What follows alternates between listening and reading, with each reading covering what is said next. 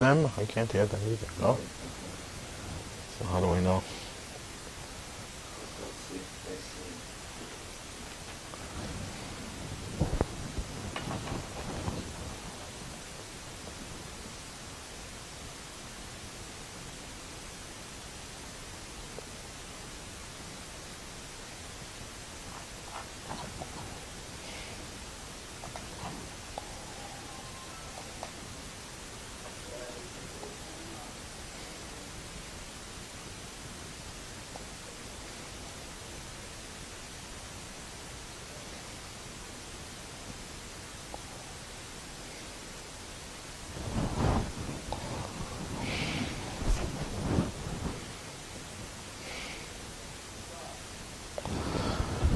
Good afternoon. 30 seconds. Oh, 30 seconds. 60 seconds. Okay, so this is going to continue rolling.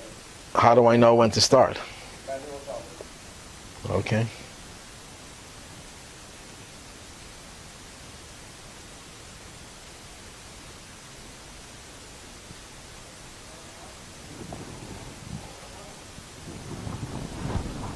Yeah? I guess start the same place we're going.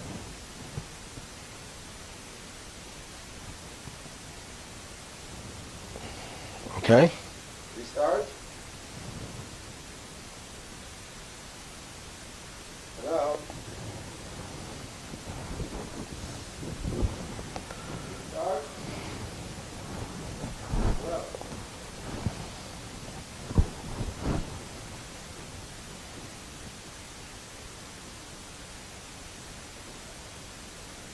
Ready to restart?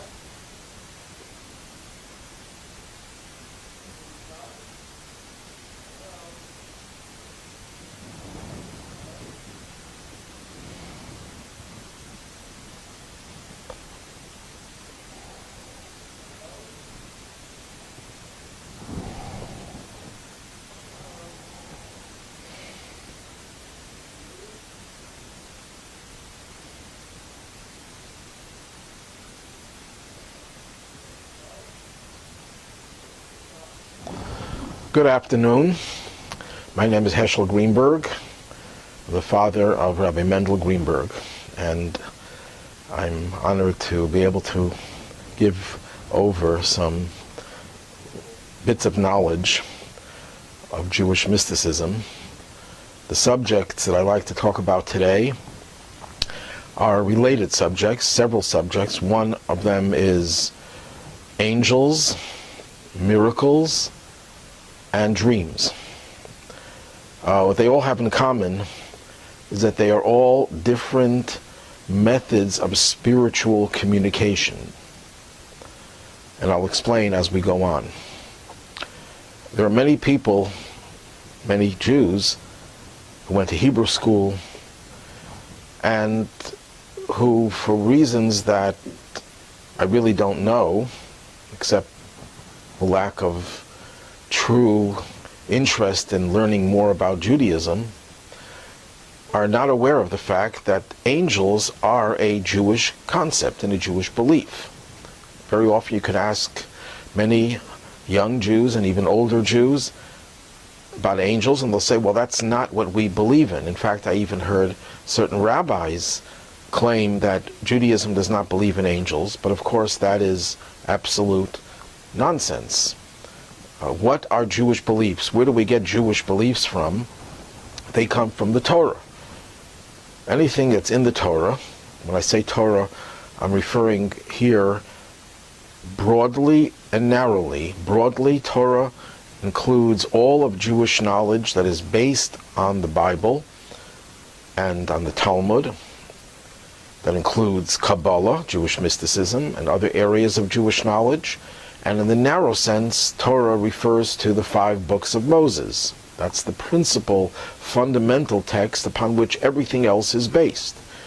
Just to look at the 5 books of Moses, we see angels mentioned dozens of times. For example, the very beginning of Genesis, after Adam and Eve partake of the forbidden fruit, which by the way was not an apple, but that's another subject for another time, they were chased out of the Garden of Eden, And angels were placed there to protect the Garden of Eden from them, that they should not be able to enter there. We also find angels later on, where God sends angels to Abraham to tell him that he's going to have a child, and later on to destroy the city of Sodom. We find angels sent to protect and escort Jacob, the patriarch Jacob, and many, many other times that we find references to angels in the Torah. Angels in Hebrew are called malachim in plural, and singular is malach.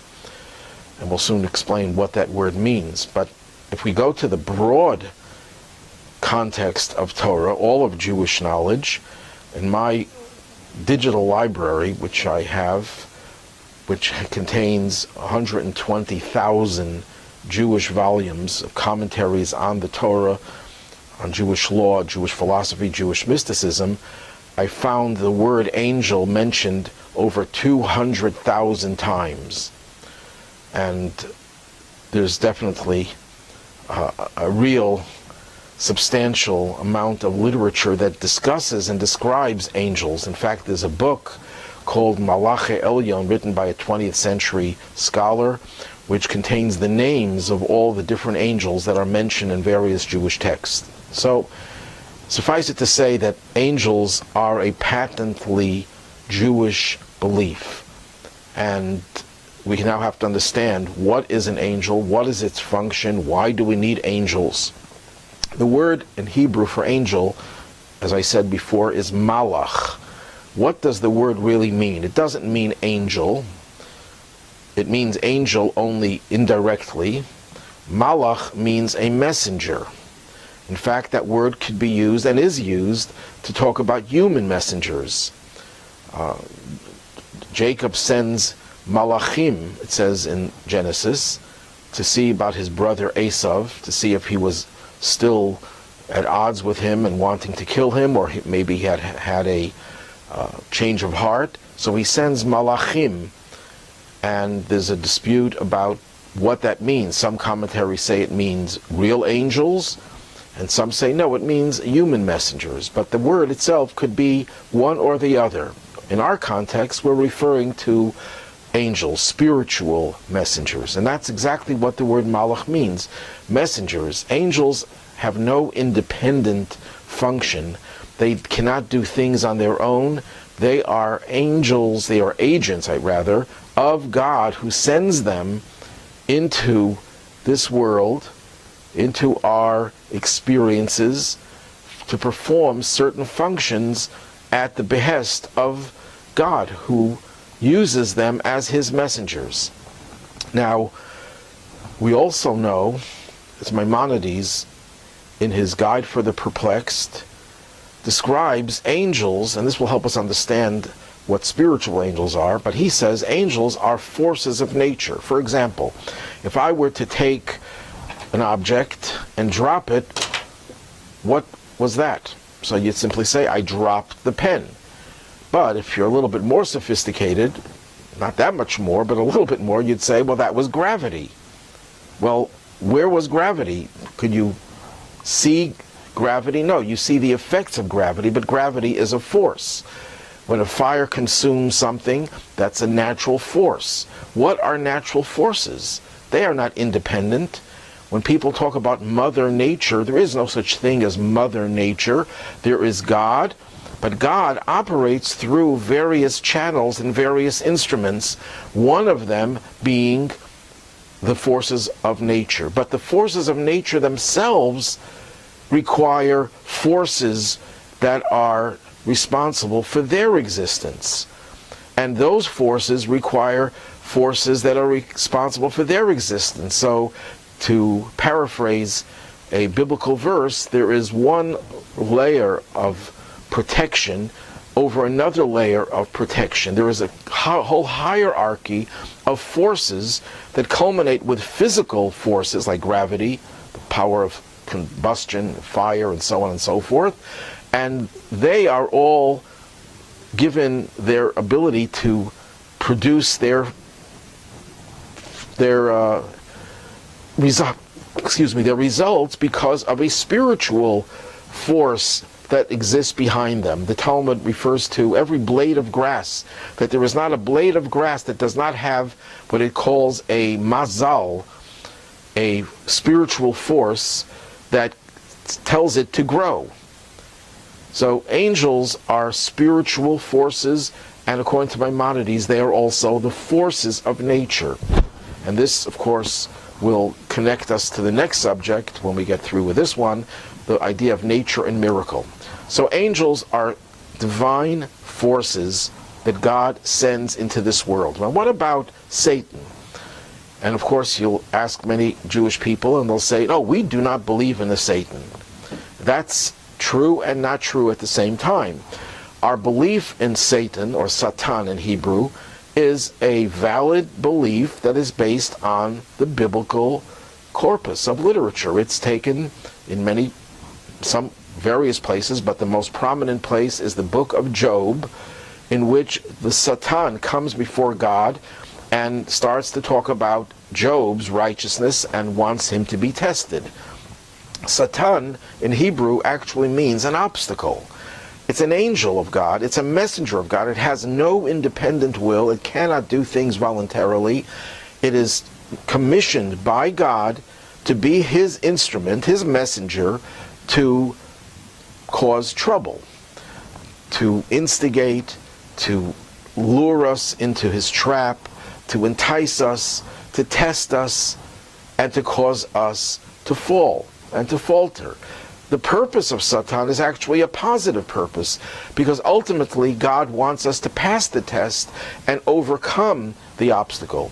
Just to give you an illustration of this, many people are familiar with the story of the patriarch Abraham.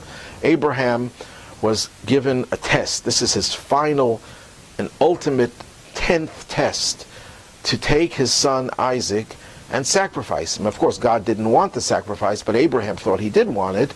And Abraham took his son and proceeded to go to the destination where he was to be offered as an offering.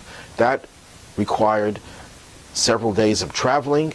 And on the way, Abraham confronts a raging river that was impossible to cross. And our Talmudic sages, in a work called Midrash, tell us that that river was a creation of the Satan. The Satan was the obstacle. Satan was the obstacle to prevent Abraham from passing that test, because that test of Abraham was the test that God said, because of that, he will remember in a favorable way his descendants and bless them and protect them and so on and so forth. The Satan's job was to make good things difficult, if not impossible. And the Satan created that river. As soon as Abraham started to go into the river, saying, I'm not going to be deterred by any obstacle, the river disappeared. It's a mirage. So Satan is an angel that has the power to create situations that make our lives difficult, only as a way of testing us, that we disregard and we ignore the test and we cross the river, as it were, or whatever else the obstacle may be, to go in the right direction. So that is Satan. He's an angel. He's a messenger of God. It's a force that creates negative energy. There's a saying in the Talmud that this one angel has 3 hats. First, the angel entices us to do the sin. That we call Yetzer Hara, the evil inclination or the evil impulse.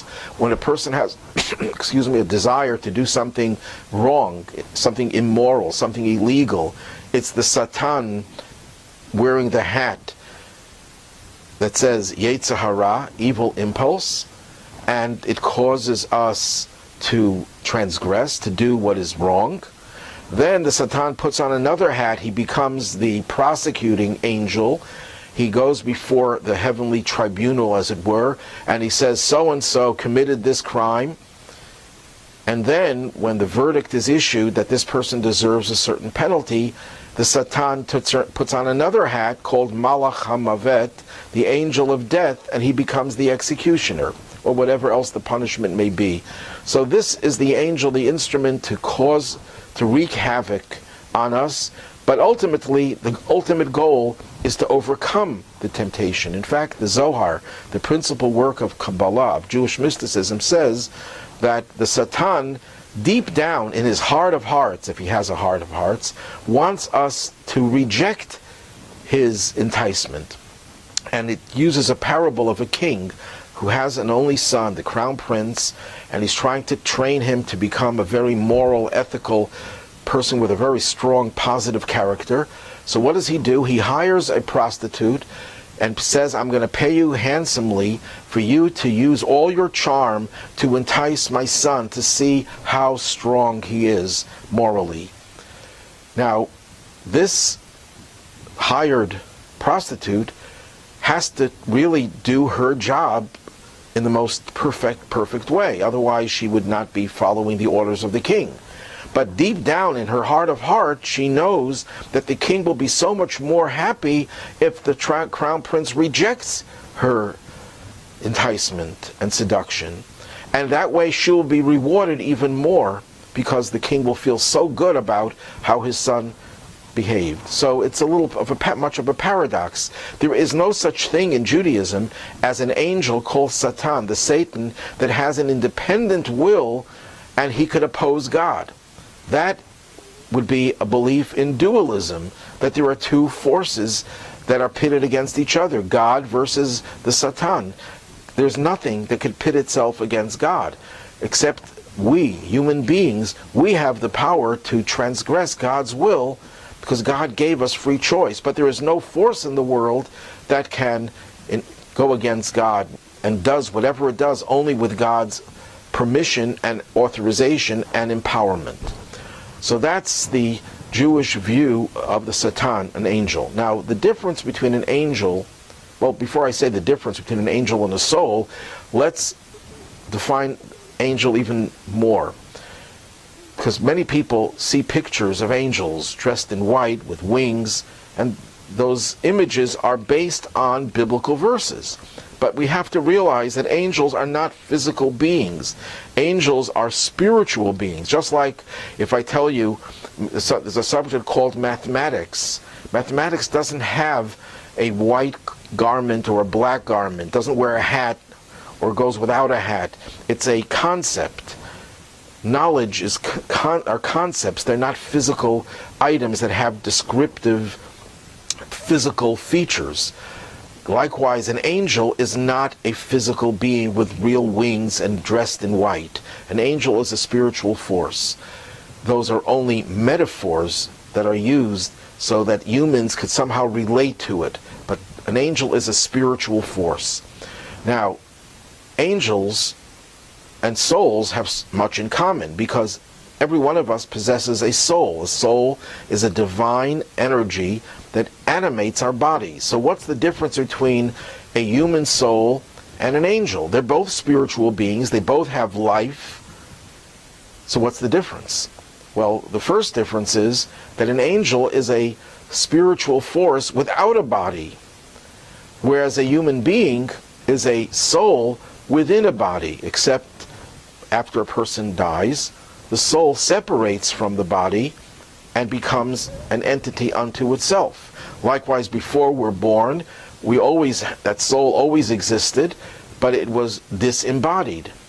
When the soul is sent into this physical world, it occupies a body and works in tandem with that body. Angels do not have bodies. Now, there is an exception to that general rule that I'll touch on a little bit later.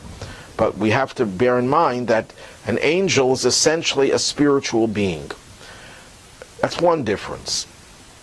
Angels are not intended to be enclosed in bodies. Souls are intended to be part of a physical existence. Another difference between souls and angels. Angels did not have free choice. Angels are programmed beings. Sometimes angels are referred to in Jewish literature as animals, beasts, because just like animals are living beings with intelligence to some degree, sometimes more than people, so too angels, whose intelligence is greater than human beings for sure, but they're programmed. Just like animals follow their nature, their program and they can't really deviate from it. You could train an animal to acquire a certain nature, but it doesn't have free choice. In other words, a human being could wake up in the morning and say, what am I going to do today? Today I'm going to go out and commit a crime. And then the same human being could say, on second thought, even though I can get away with it, I know it's wrong, I'm not going to do it.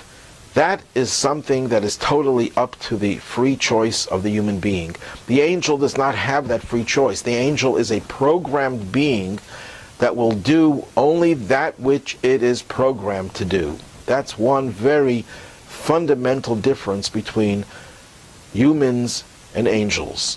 While we both have spiritual energy, the human being has the ability to choose freely between good and evil.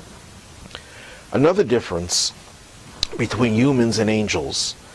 Angels are monolithic beings, monochrome, one color. They are created in a mold, so if the angel is an angel of force, of kindness, the angel is incapable of doing anything that doesn't fit into that description. Human beings are multifaceted. Human beings are multicolored. We have different hues and shades, different colors, different natures. There's a part of us that is kind. There's a part of us that can be cruel. There's a part of us that is creative. There's a part of us that is very, very limited. We have all sorts of personality differences within our personalities. Not just humanity has different personalities. Every human being is a composite of many different forces. Generally speaking, Kabbalah speaks about how we each have 10 attributes. 3 of them are intellectual, 7 are emotional, and this is how we exist as humans. Some of us have more of one trait than another, but we are a composite of all these traits. That's another third difference. The first difference, remember, was souls have bodies, angels generally do not have bodies.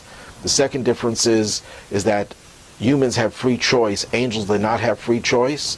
The third difference is that human beings are multifaceted. Angels have one personality. They cannot change and go from one extreme to another, or even within one personality, they can't shift from one aspect of it, one color, one hue. A fourth difference between humans and angels is that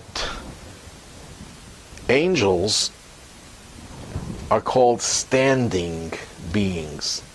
They stay in one place. They could never really grow. Human beings are called mehalchim. They are goers. They are travelers. They're mobile. They're constantly moving. That means a human being, because of the fact that he or she has free choice, and we are tested, and we are part of this physical world with all of its blandishments, all of its temptations, all of its possibilities, especially in modern times where we're exposed to the whole world through the modern technological devices.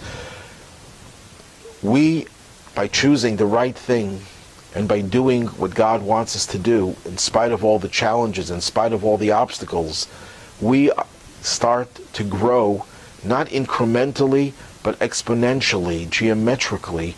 We go from one level to a totally different level beyond the level we were on before. We don't feel it necessarily. A person who shot in a rocket and all of a sudden within a few seconds finds that he's going thousands of miles per hour and we've gone up miles away from Earth, you'll feel that you have really gotten into a new area that's completely beyond where you were before. That really happens every time you do a mitzvah, every time you fulfill one of God's commandments, every time you pass a test. You are propelled to a new height that is out of range of the height you were at before. If you felt it, you would never do anything negative. You would always do things positive, and you would have no free choice. You would be compelled to do the right thing. But the fact that we don't feel it doesn't mean that it doesn't happen to the soul. Eventually, Jewish mysticism tells us, in the afterlife, the soul begins to experience the pleasure, the delight of that trip that it really went on during the soul's lifetime within this physical world. Likewise, in the Messianic age, Jewish belief is that then we will be able to fully appreciate the traveling, the distance that we had traversed.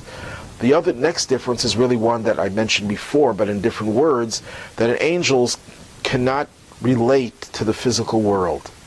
I said before that angels don't have bodies, but that's not totally true. The Midrash, which is a body of rabbinic work going back close to 2,000 years that contained oral traditions that went back even before that, that Midrash tells us that when God created one human, Adam, the angels were upset. And the angels complained, why would you want to create a human being? Because when they were told that the human being has the potential for going in the wrong direction, they said, why would you want such a troublemaker? And God tested them by sending some of those angels into the physical world and gave them bodies. But the souls they still had, the souls of angels, not human souls. And as a result, their bodies became grotesquely large, and they were what is called the Nephilim. Nephilim comes from the word they fell down. Some people believe that these were extraterrestrials that came into this world. Yes, they were extraterrestrial. They were angels, spiritual beings that were put into this world, in a physical world. But because they were not a match for the physical world to meet the challenges, they became the most corrupt individuals, leading ultimately to the flood that had to destroy the world. So angels can't really relate to this physical world. Souls can relate to this physical world. And that's why, even though we are capable of straying and going off the right path, we can come back as well and repair the damage and travel at incredible speeds to incredible heights, in spite of the fact that we also have the ability to fall down very low. We could bounce back. Angels don't have that possibility. Now, the Midrash tells us, and it's also mentioned in the Talmud, that when Moses went up on Mount Sinai to get the Torah, he was met by angels. And they complained to God, why are you giving the Torah, which is your divine wisdom, to mortals? They're going to mess it up. They're going to not follow it. Keep it here in heaven. Keep it here in the spiritual realm. And God says to Moses, give them an answer. And Moses starts to repeat the 10 commandments one by one. It says in the first commandment, I am the Lord your God who has taken you out of the land of Egypt from the house of bondage. Were you slaves in the land of Egypt? No, okay. So that's exhibit number 1. It says over there that you should honor your father and mother. Do you have fathers and mothers? No. Exhibit number 2. It says don't commit murder. Are you ever tempted to kill another angel? Of course not. And he went through each of the commandments, showing them that it was irrelevant to them. That's one Midrash. What exactly was Moses telling them? Moses was telling them that the Torah was given to people because people have free choice. People have the ability to go astray. And therefore, when they do the right thing, what they do has meaning. If you, angels, would do what's right, you are programmed to do that.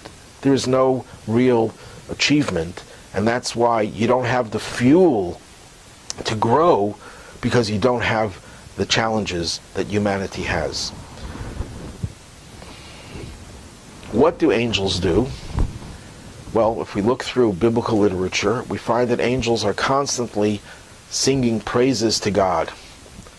They are a spiritual force that generates spiritual energy by virtue of their praises of God.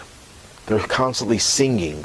There's an expression of the Talmud which talks about an animal, a ring, but the word ring in Hebrew also means song, shir. Shir in Hebrew is a ring and also song. And they're connected because a ring is round, it has no end. Music keeps on going in circles. And the way the Talmud talks about the animals that have the rings on them, and the way it's interpreted, I'm not going to go into the whole technicality of the Talmudic statement because it deals with the laws of carrying things on the Sabbath. But the way it's interpreted is that Angels, who are spiritual animals, they grow through their song. They are constantly singing. They're constantly experiencing the divine, and that's how they grow. Yes, they do grow, but incrementally, not like humans who grow exponentially. Angels are also there to protect us. God sends angels, again, spiritual forces to protect us. The angels are there to defend us. In fact, we're taught that when a person leaves this world and he stands before the heavenly tribunal to decide what person's fate should be, because in Judaism we do believe in heaven and hell, though not in the same way that Christianity believes in it. Hell is a purification process for the soul so that it can enter into paradise. Now, before that is determined where the soul goes, whether the soul needs the purification process or not, there's a trial.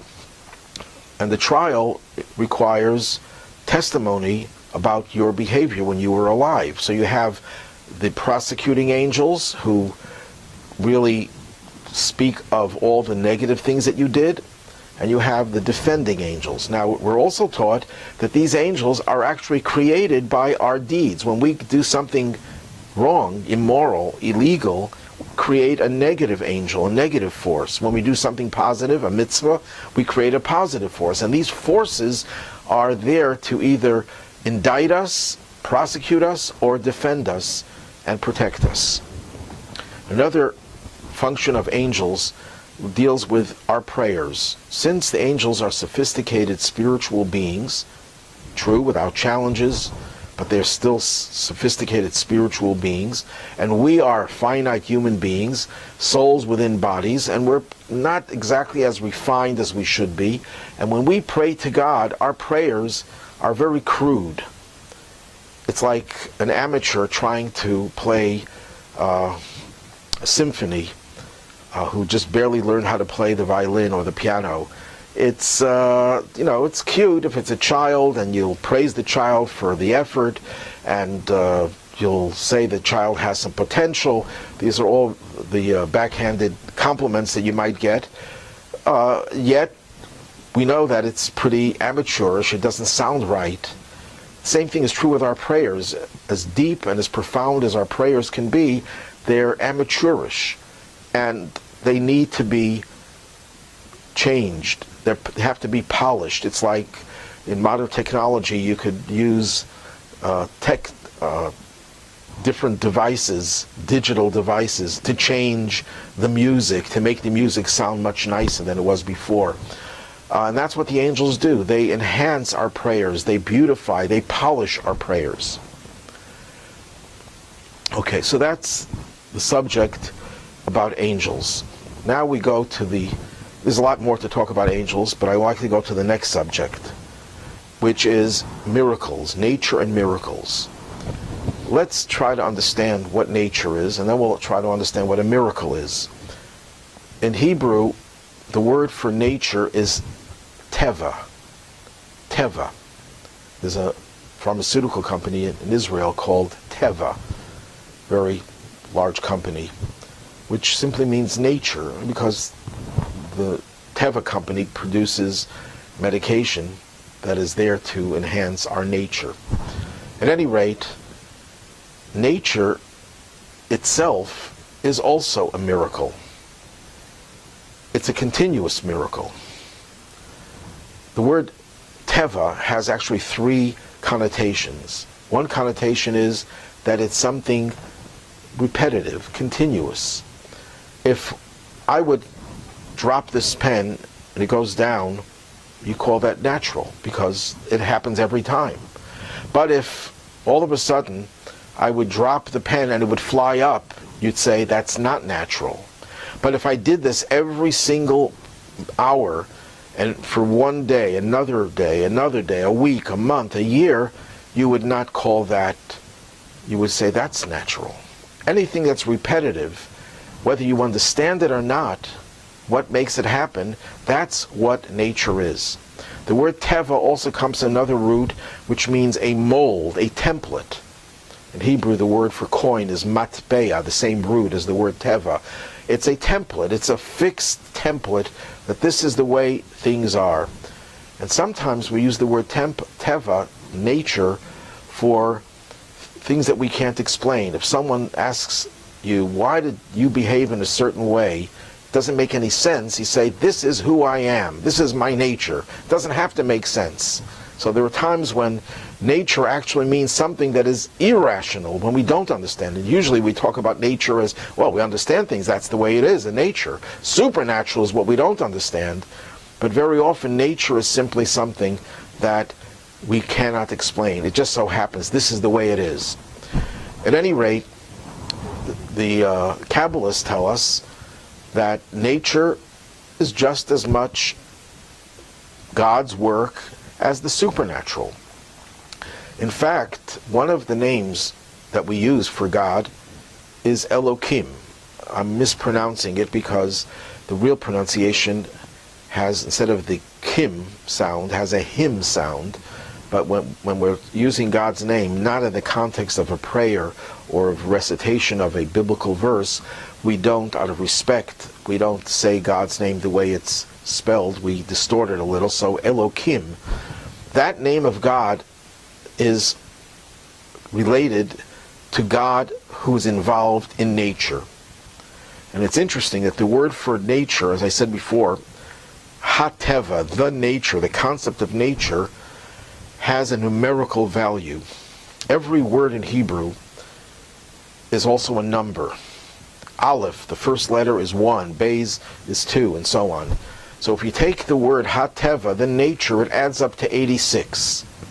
If you take the name of God, Elohim, it also adds up to 86. What does that tell you? That God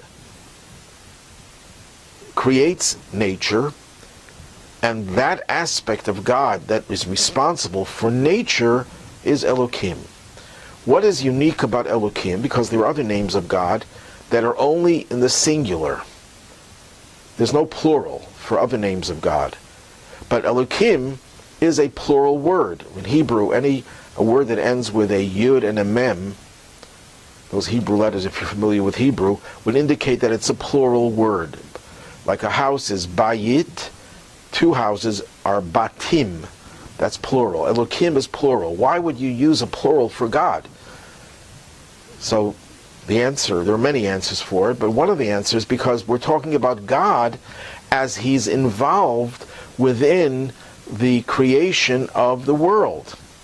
So the creation of the world is multifarious, which means it's made up of many forces, of many creations, of many entities, and the divine exists in each of them. So when we talk about God as He is present within the multifarious aspects of creation, we refer to Him in the plural. Not that He is plural, God forbid, but that He enlivens and energizes and empowers the plurality of creation.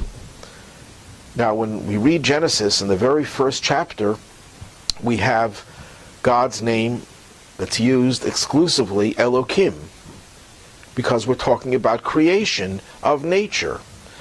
There's a second chapter which talks about creation, but it talks about it from another angle. There it has God's name, the official, essential name of God, sometimes referred to in Greek as the Tetragrammaton. It's a name that we don't even know how to pronounce because it doesn't have vowels, and we don't know how to pronounce it. But it's a name that at its root has the word of existence. It means it's the divine force within existence. That name is used together with Elohim, because that name is the divine that is responsible for creation. That's the divine that is above and beyond the natural world, but it's capable of creating a natural world. Elohim is the aspect of God. It's the same God, but it's God as He brings about division, multiplicity, different creations of different entities. So we now know that nature is part of the divine. God is within nature, but nature is where God's presence is hidden. When the sun rises in the east and sets in the west, when a person drops something and they see gravity, they don't automatically say, well, that was God doing it. They say that was nature, Mother Nature. That means God, by design, created a natural order in which he conceals himself. He is not visible.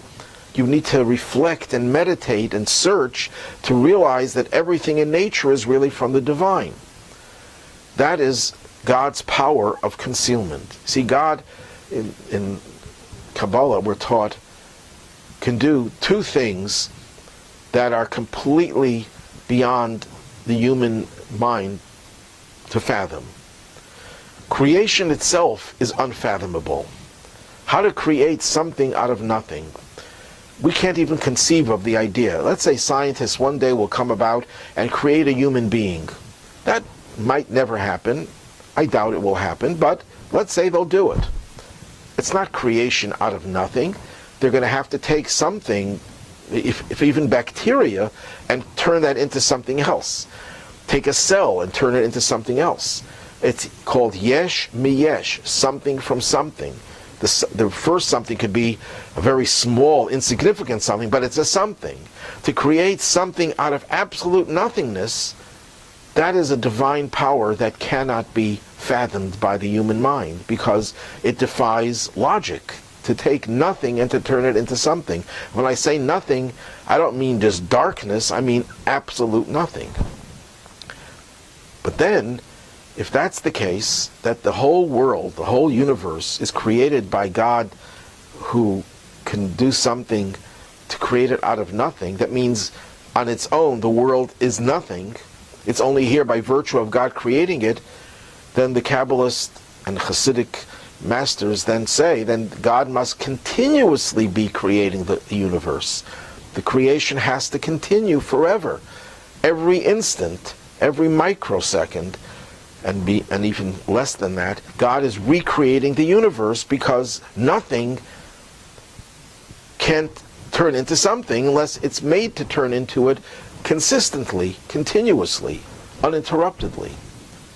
That means our whole existence is the divine force of creation, and yet we don't feel it. How is that possible? How could you be in something and not realize where you are? And that's just being in something. But if you are something and not realize what you are, that is the power of God, of concealment, of contraction. And that's associated with the name Elokim. The God of nature means the godly power to be able to conceal his presence when he's there. It's like talking to you and knowing that you're talking and you don't know at the same time. That's a paradox that only God can do. And that's what the name Elokim is. That's what nature is. So the difference between nature and the supernatural is that if we're exposed to the supernatural, we feel the godly presence in everything, how God is creating us.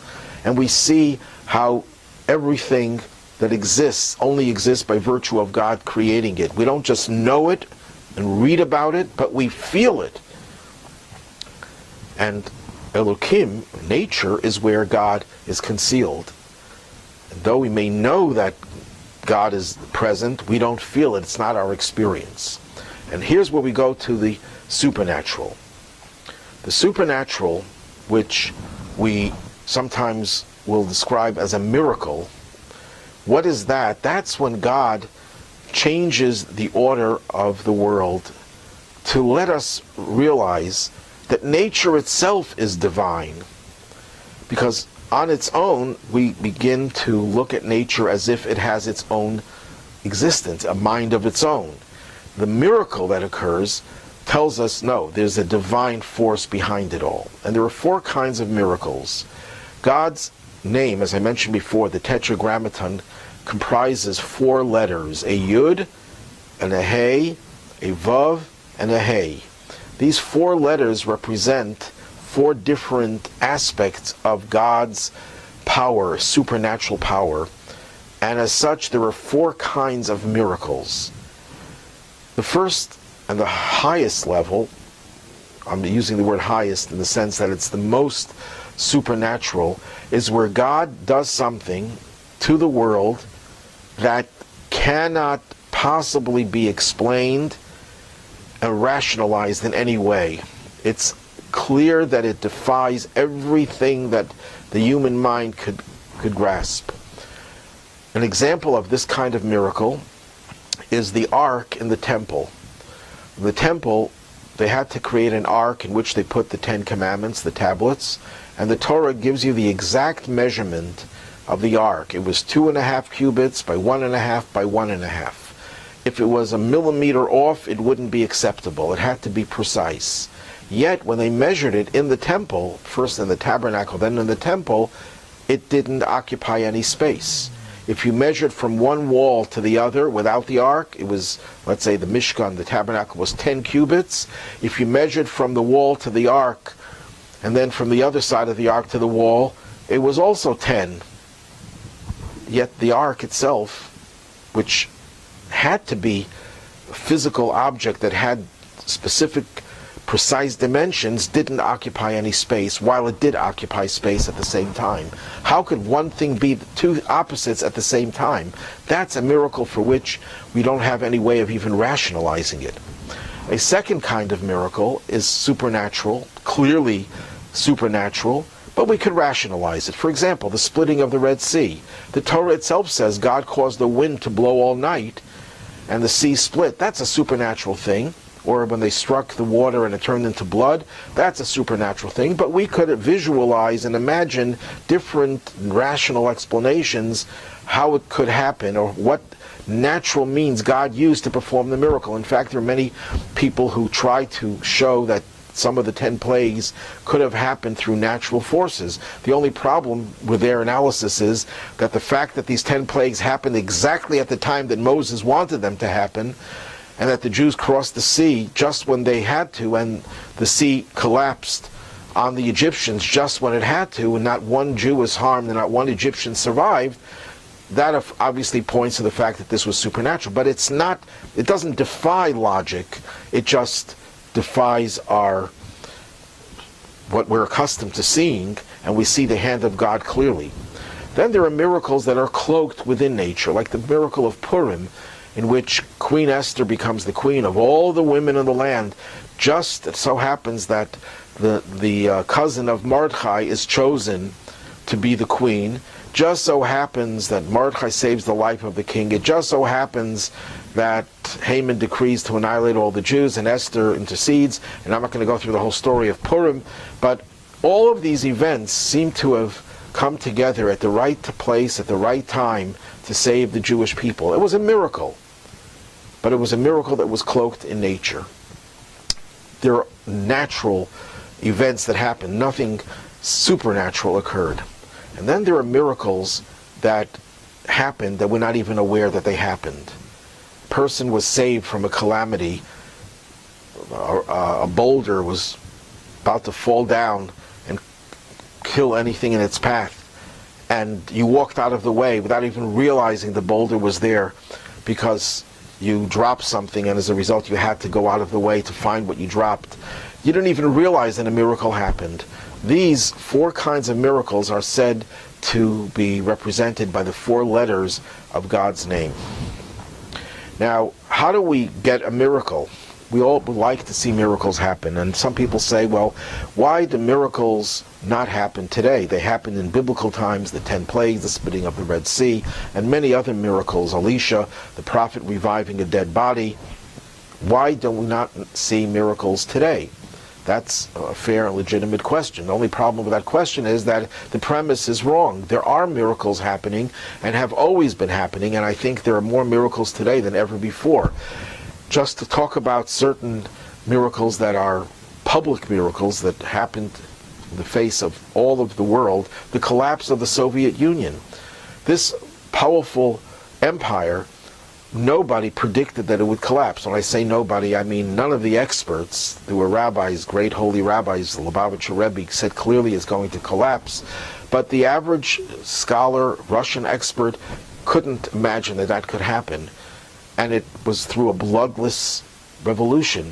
No weapons used, no shots fired. And in a country that was under the siege of the most tyrannical force in the history of the world, the Soviet Union, turns into what, with Putin notwithstanding, into a country where the life of the people is 180 degrees better than it used to be. From a Jewish point of view, it's the first time in 2,000 years that Jews live in a world in which there's not one country in which large populations of Jews live that is in which Jews are not allowed to observe their religion and practice their Judaism.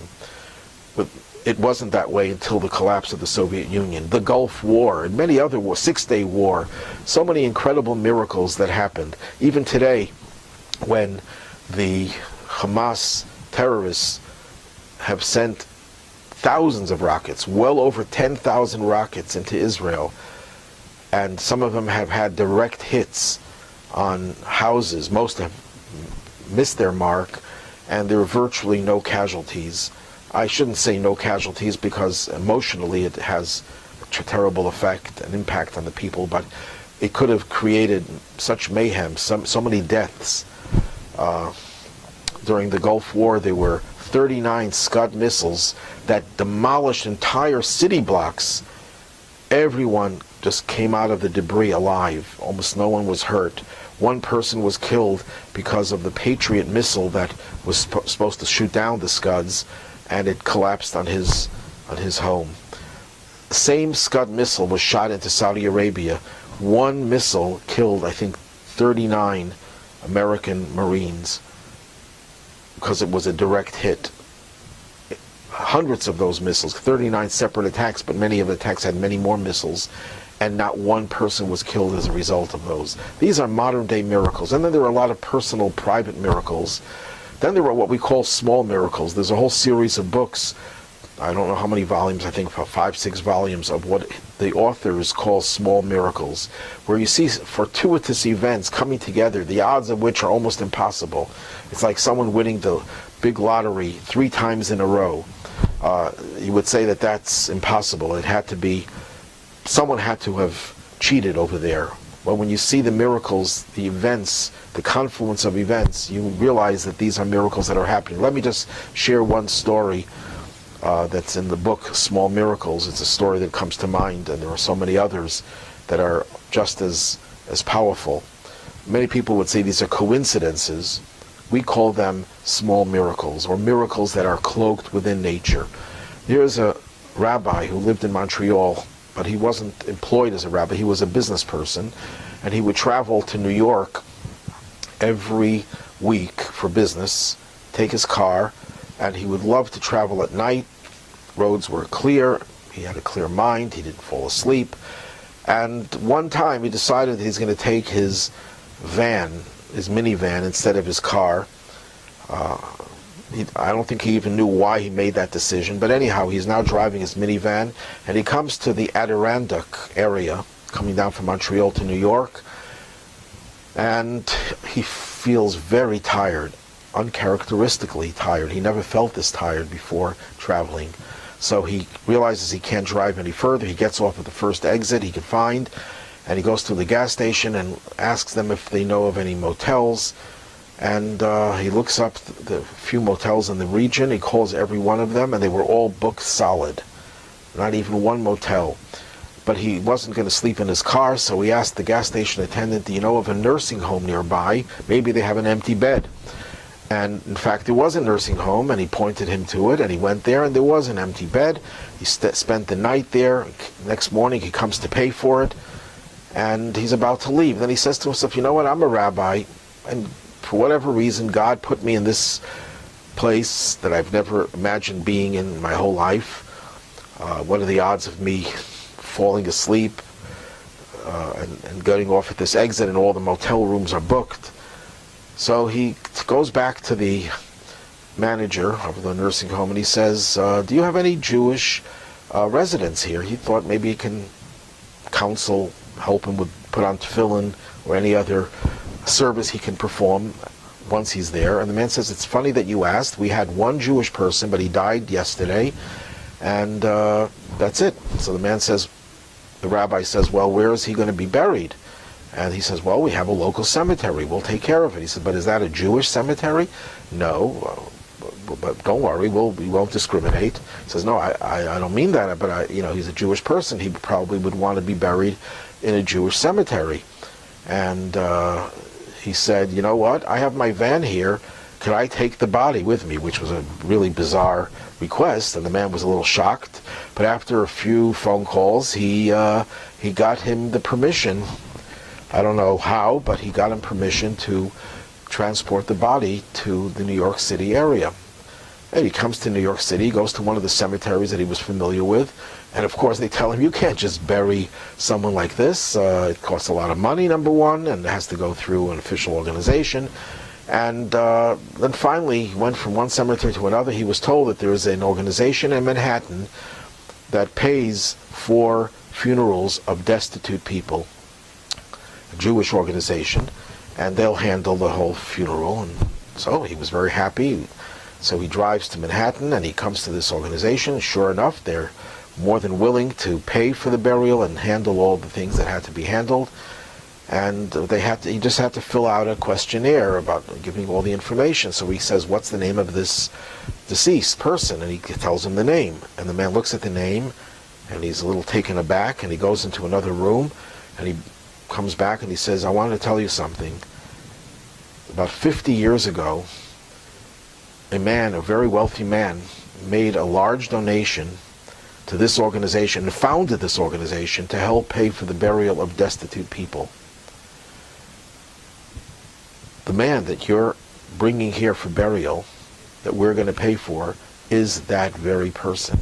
Apparently, he had moved away from the New York area and he lost his fortune, and he ended up in an isolated place in the Adirondack Mountain area, and he died destitute, all alone. And by divine providence, he was now going to be buried in a Jewish cemetery with the funds that he himself endowed 50 or so years before. Now, what are the odds of this happening? There are so many different details that had to come together. Number one, he had to travel from Montreal to New York, and this time with his minivan. If he had his car, he would never have been able to fit the body in the car. Imagine at the toll booth with the body sitting in the front seat. Secondly, he never felt tired. This is the only time he ever felt so tired that he couldn't travel any further. Number three, all the motel rooms were booked. If any of them had space, he would never have come to this situation. Number four, the fact that he got to this nursing home, and number five, that he bothered to ask as to whether there was a Jewish person there. And obviously all these things coming together came full circle and gave this person a dignified burial with the funds that he himself endowed. This is just one story. There are hundreds of stories like that, thousands of stories, and of course there's no time to go into all of them. So those are modern day miracles, and there are tons of them. But how does one bring about a miracle? Let's say someone you know is very ill and the doctors give up hope. What do you do to procure a miracle? So there are three ways of generating the energy that could produce the miracle, because a miracle is not something that doesn't depend on us. Yes, God does the miracle, but we all have the potential to perform miracles if we connect to that divine force within us. And there are basically three or maybe four ways that could happen. One is through prayer. Prayer has tremendous power, and now even secular scientists are beginning to admit and recognize that prayer has effects they can't explain. There are studies where people who were prayed for recovered more than the control group in which they were not prayed for, and even if they didn't know that they were being prayed for, so there's no psychological benefit, they still had a better outcome than those for whom no one prayed. So prayer has tremendous power because you're connecting to the divine. You're awakening your own divine soul, connecting to the divine. Another way is through a blessing. When a person blesses another, the word blessing in Hebrew bracha, also has another meaning, which means to, I'll use a modern term, to download the positive energy. Everyone has a reservoir. That's another meaning of the word bracha, like the word brecha, pool, a reservoir. Everyone has a reservoir of positive energy stored away for your use. The catch over here is, how do you channel the blessing, the positive energy from that reservoir into your own existence, into your own life? And that's when you give someone a blessing, you wish someone well. That is the positive energy that channels the positive potential that you have or that person has, and it lets it come down, channeled into your life or to the life of the person who needs the blessing. And the third way is through the study of Torah. Torah, our sages tell us, is not just wisdom, divine wisdom, but it's the blueprint of creation. And if you study Torah the right way, you can manipulate the forces of creation and transform a natural outcome into a better natural outcome. There's also a fourth method, and that is tzedakah, giving charity. By helping to save a life, by helping another person physically, materially, spiritually, emotionally, God says, I will reciprocate and I will help you. So, and you can also give tzedakah on behalf of another person, and that opens up channels that could create that miracle. So we finish now discussing angels and miracles. The next subject is dreams. This is a very lengthy subject, and I'm only going to give you some highlights of it. Dreams are a mystical experience. Dreams contain within them many contradictions, many paradoxes. Dreams can be prescient, they can be prophetic, they can tell you things about the future. But generally speaking, there are three kinds of dreams, three different levels of dreams. Most dreams are nonsensical. They mean very little, especially the dreams that you have in the first part of the night. What a dream is like a vacuum cleaner. When a person lives their day, they go through the daily routine, there are a lot of things that are said, that are heard, that are thought, that are not comfortable for the soul. The soul, which is a divine energy, as I mentioned before, doesn't enjoy a lot of what the body engages in. The thoughts that we have, the speeches that we give and hear, and all the other physical, emotional experiences are detrimental to the soul. The soul feels soiled. So what happens when there's a lot of dust and dirt accumulating? You take a vacuum cleaner and you vacuum out all the dirt, and all the dirt comes together in a jumbled way in order for it, and the process of it being vacuumed out of your home. Well, the same thing is true with a dream. All of these letters of speech, all of these thoughts, all of these negative experiences that clutter your mind are an impediment to the soul. Now, what do I mean by impediment? Because when we sleep, the soul is, in a certain sense, disengaged from the body. Sleep, the Talmud says, is 1/60th of death. The soul is somewhat disembodied, not entirely, but somewhat. And what does the soul do? It then enters into paradise, into a spiritual experience.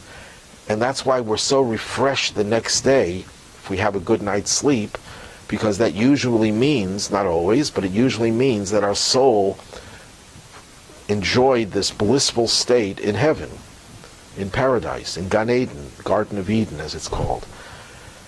But the soul can't go there because it's encumbered by all of the negative words and thoughts and experiences of the day. So it has to be vacuumed out. And when it's vacuumed out, all of the experiences you had during the day come back into your mind, but they don't come back in an orderly way, in a systematic way, in a rational way. You can have a thought that you're in China because you thought about China. You can have a thought that you're in you're in Africa because you read a news story about something in Africa, and everything comes together in a nonsensical, irrational way because it's being vacuumed out and it cleanses the soul. And that may explain what the Talmud says, that a person who doesn't have a dream for 7 days is called wicked. Now that's pretty harsh for someone who, for some reason, doesn't have a dream. I mean, he didn't do anything wrong, so why would he be called wicked? Wicked you usually use as a term to describe someone who acts wickedly. And are we assuming that anyone who doesn't have a dream did wicked things? So it's not the dream, it's the wickedness. But I think if we are careful to analyze those words, it doesn't say is wicked, it says is called wicked. The word in Hebrew for calling, nikra, could also be translated invites wickedness. What that means is that if you don't have dreams, that means that you don't have the opportunity to vacuum out all the negative clutter that clutters your soul. If your soul never rejuvenates itself, never gets the radiant energy that it normally could get at night because it's encumbered by all of the negative thoughts and words, even if they're not wicked, but they're just not suitable for the soul, then your soul doesn't have the energy to resist the temptations that you have, and that eventually could invite in wickedness into your soul. At any rate, that's the first type of dream. The second type of dream, which usually occurs later in the night, earlier in the morning, is a dream that has certain prophetic elements to it. Now that doesn't mean you're a prophet. What that means simply is that the veil between you, between us, and the future has been removed somewhat. We are all prophets in a certain sense. We all have the ability to have premonitions about the future. But what covers that up is our rational mind. Our thought processes don't let us tap into that energy to see and to understand and anticipate the future. That's why the Talmud says that when prophecy was taken away from us, it was given to children and fools. So if you want to impress someone that you can predict the future, you might actually be insulting yourself by calling yourself a fool. Why is it that fools have a better chance at being prophetic? Because they don't have the intellectual cover that blocks the ability to see into the future. That's why they're more likely to have premonitions that seem to bear out. So when you're asleep and your intellect is not operating, you might be more likely to connect to spiritual energy that allows you to see somewhat, get a little glimpse of the future, or to have an experience that connects you to souls of those who are not here. And I don't want to go into it in great detail, but there are dozens of stories that I heard, and I'm sure there are many more that I haven't heard, of people who had communication with souls of those who were deceased. I'll just share with you one story of my brother who had a best friend who died in a terrible car accident, and he came to my brother in his dream. This was early in the morning, which is the most likely time for prophetic dreams to occur, and my brother said this was the most realistic dream he ever had in his life, and he came to him and gave him a message. Now this same person came to his brother-in-law in his dream that same night, or the night before, I don't remember, with a similar message. And they didn't talk to each other in the interim. And then there was only one difference. In that message, in that dream of his brother-in-law, he asked him, why don't you give the message to your wife? And he said, I tried, but she was too frightened. Next day, he calls up his wife, the widow, and he asks her, did you have any dream last night? She says, yes, my husband came to me in my dream, but I was too frightened, and I had to turn away in the dream. So 3 people had the same dream from the same person who had died. And I know many other stories like this, where people have told me that their mother, one particular person, came to her in a dream and told her things that she never knew before, and it turned out that these things were true, and these were not just imagination, but these are things that she never knew before. And I could tell you many other stories, which I won't right now. So dreams can sometimes have more than just vacuuming out the negative, but they can actually have information about the future, and they can also have communication with the spiritual world. You know, they say that no one has ever come back from the afterlife to report about it. That is not true. There are thousands of such stories where people have come back to tell things, and you only know that it's true because they would reveal things that they couldn't have possibly known unless they heard it from the person himself or herself. So that's the second kind of dream. Then, of course, there's a third type of dream, and this is the dream that prophets have, real prophets, not just fools and children. And these are people who are so close to God that God reveals secrets to them, but that also happens in a dream. The only prophet that didn't have to communicate with God in a dream was Moses. And that's why the most powerful communication we have from God is what we got through Moses, which is the Torah. Any other prophet, that communication comes through a dream. Now, we're also told that all of exile is a dream. Because in exile, we don't see reality the way it really is. In the Messianic age, we will see reality. We will see what the world is really, a divine world. We will see truth. Right now, we have contradictions. Like the first part of the dream, I told you, things come out in contradictory ways. The Kabbalists tell us that contradictions themselves are very powerful forces, but they're only appreciated once the contradictions are resolved, and that will happen in the Messianic age. So every aspect of the dream has something significant. The first aspect of the dream is vacuuming out all the contradictions.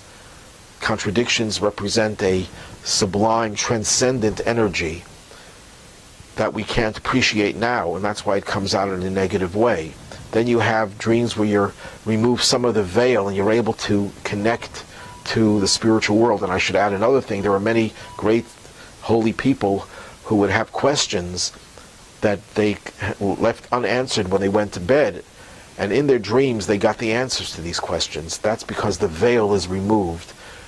And that happens to a person who doesn't have all the clutter.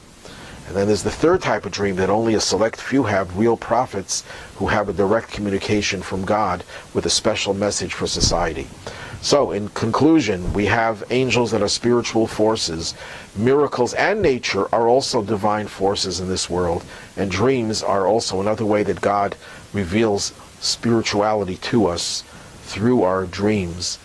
And we have to then take the energy of those dreams and translate that into our daily lives. That we take that energy and we make the energy empower us to do more good. And that is the way we have the ultimate miracle. The ultimate miracle will be the Messianic age, when the whole world will be transformed into a positive world. Thank you very much for listening. I wish I was able to see the crowd, but you could see me, so I hope you learned something from this lecture. And all the best. If anyone has any questions, how am I going to get the questions?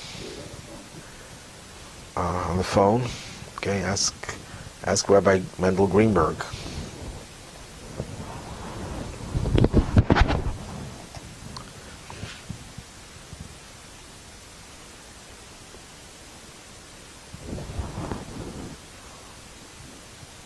What?